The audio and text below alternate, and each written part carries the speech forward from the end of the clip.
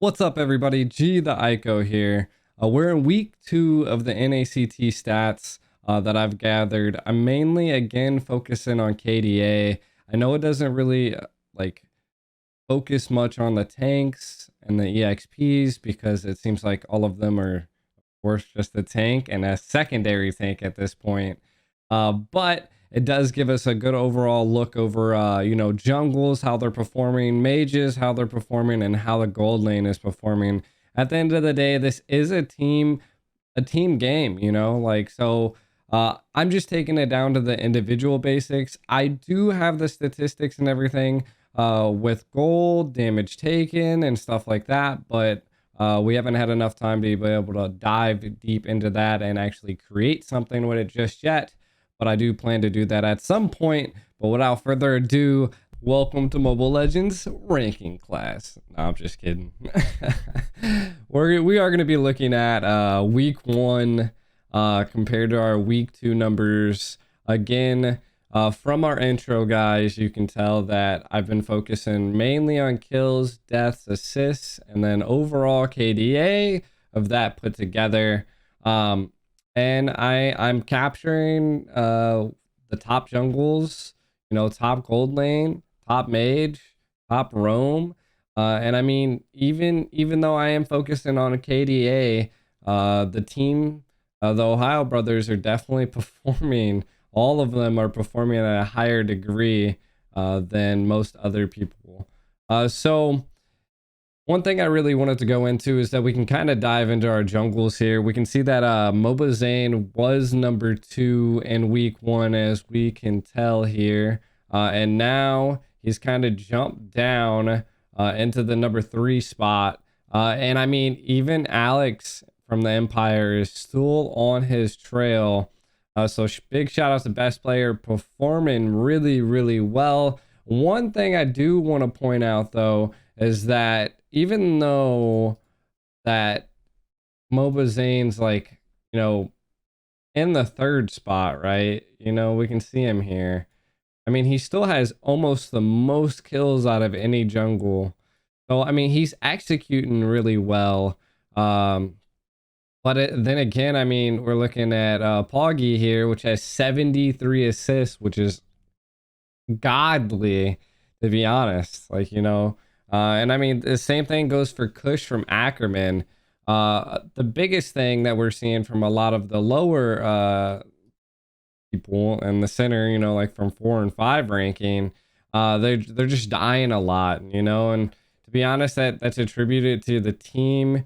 It's attributed to the personal preferences on when to dive. It also attributes to if you play a tank or not, or if you play an assassin. So, but overall, diving into the KDA, we can definitely tell that Moba Zane has now moved from the 2nd spot to the 3rd spot, and Alex from the Empire is literally just 0.1 off of him. So Moba Zane is having a tough time with his team comp. Big shout out to, like I was saying, best player still holding that number 1 spot. Poggy coming into the number 2 spot. And of course, Moba Zane and Alex kind of almost fighting for that number 3 and 4 spot. Now, diving into mages, in the first week, we've seen that Hoon just had an unbelievable KDA, but it was mainly just because it was the first week, not many deaths happened, and now we have seen that he's taken a lot, almost double the amount of deaths that he took in the first week. So we are seeing that it is falling down now. 71 assists, 42 kills, and the deaths are the biggest things. Now, some things to point out again, Nicolette is doing better in the kills and the assist marks than Hoon, but not surviving at as much. So if I had to say, I want to say both Nicolette and Hoon are like neck to neck. If Nicolette just wasn't in such sticky situations, definitely could be competing with Hoon for that number 1 spot. But even from the 1 to 2 spot, there's a huge gap between that, and that just shows you the differences between the mages and knowing how to execute on playing the mage. And also how well your overall team is doing. Ackerman being in the tied for the 2nd spot. But again, I was saying this during the roundtable that we had, that you can't sleep on the Empire, man. Like the Empire, they have some absolute killers in there. Demon coming in third, while Reckless. Oh well, that was week one. While Alex is still trying to push for that higher ranking in the jungle. But to be honest, what it's looking like here from numbers is that I might have to change my predictions to it being the Ohio brothers, Ackerman, and the Empire, and Area 77 possibly in the top 4 spots. But again, this is just the ranking. All of these numbers can change because there's a lot more games to come. And that's why I want to kind of keep these numbers, compare and contrast. I'm seeing how they changed. But again, like I said, you guys are going to definitely want to watch out for Demon in the Mage, Nicolette in the Mage, and of course, overall Hoon. Ashley hasn't played many games, and I kind of want to get into this a little bit later. But some of the people that you're seeing show up here just haven't played a lot. But they still performed well in the games that they played. Next, we can jump into the EXP.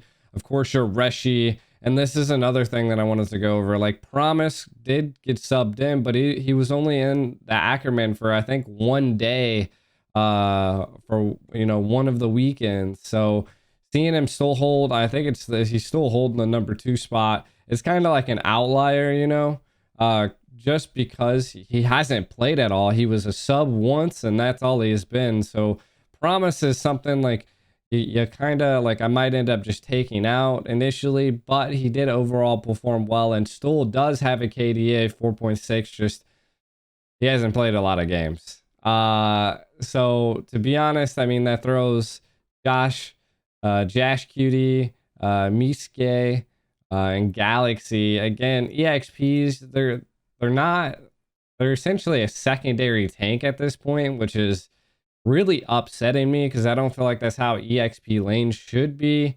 The only person that we're seeing is that Josh Cutie over here, just absolutely going crazy with 36 kills, the highest kills out of any of the fighters, but also the highest deaths, second to T.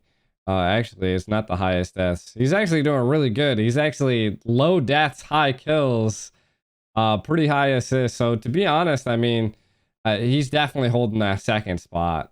Promise, I think at some point I might just end up, if he's not playing in any more games, it might just be something just to take him out of the statistics, just because subs are so hard to really deal with. And again, like, I want to go into this a little bit later into the video. If you guys have any questions, concerns, definitely leave some comments below.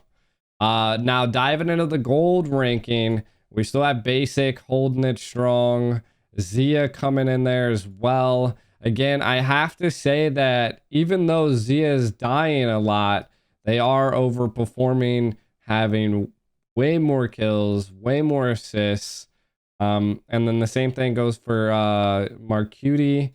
Definitely still performing at a little bit higher level than Basic in the kills area. So again, this is, you guys ultimately get to make your own personal decisions and opinions on who you think number 1 is. But by KDA standards, Basic is holding the number 1 spot.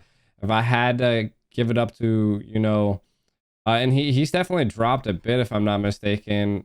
Basic at a 10.5, and now that, this is why I like seeing second week numbers versus first week. People are learning, and it goes to show that that's just how it is, like, people are learning the play styles, they're learning how to counter people.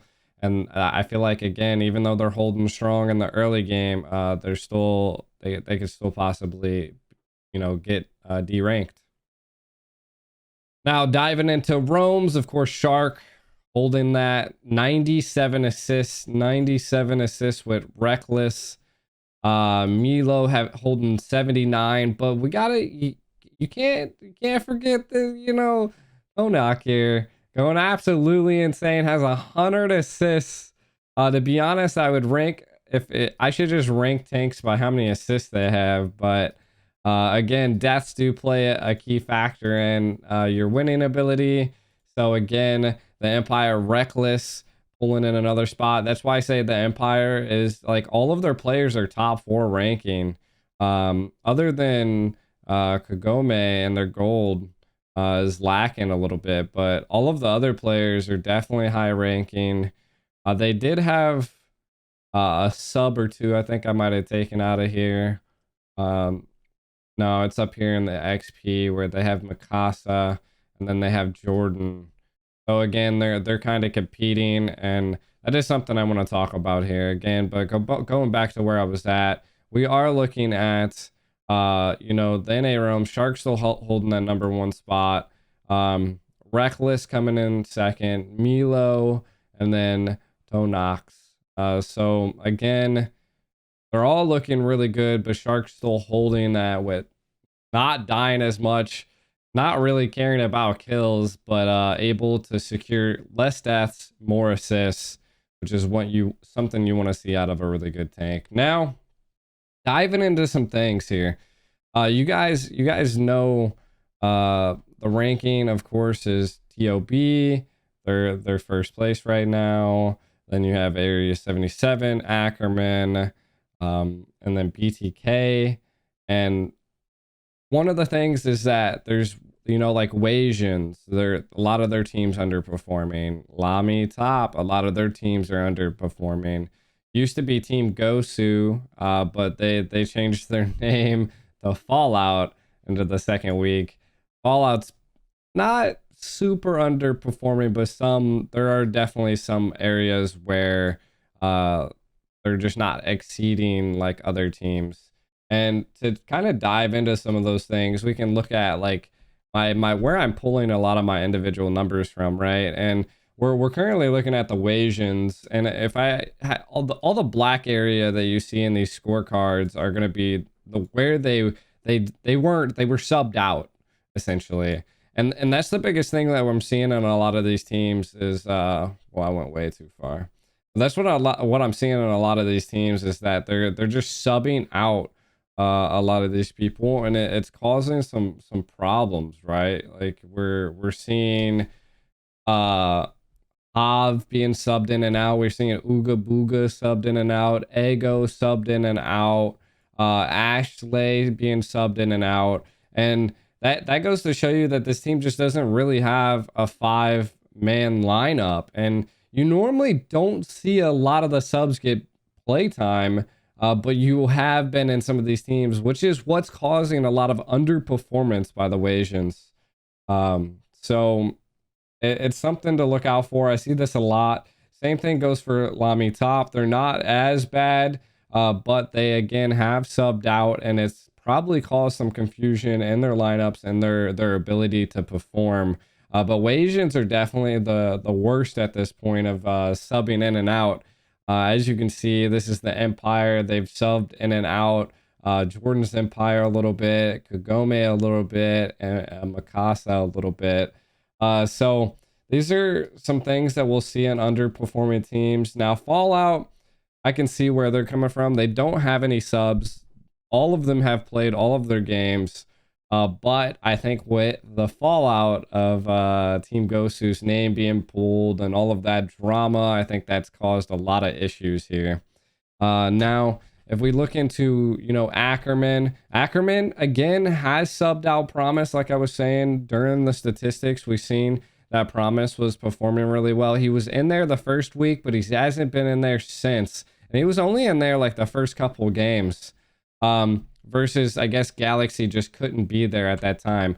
This is a team that you see, like, even though that they had to sub someone out, they still had someone that was really, really good. So, even though a sub did happen, they've still kept pretty much their full 5-man lineup, which is essentially why they're doing really well. And they have a really, really strong team. Now, again, Bloodthirsty Kings, they were having some really bad connection problems in the very first week, which is why they had to sub in Theo once with Joybaj, but since then they haven't. So I do think that they're building a lot of their synergy and trying to, you know, push their team. Again, it is not the end of the season. They still have a lot of time to be able to, you know, utilize their roster and come back and maybe hold the top 4 spot.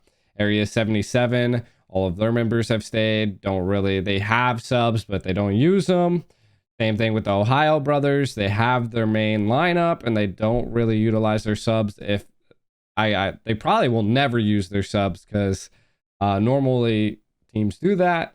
But again, you can leave your own ideals and stuff in the comments if you like. But yeah, I mean that's about it here. The video is just kind of covering week 2 of our NACT stats and our KDAs how the teams were performing. If you guys have any questions or comments, concerns, ideals, drop them in the comments. But yeah, until then, I'll see you on week 3 of the NACT stats. G the Ico out, baby.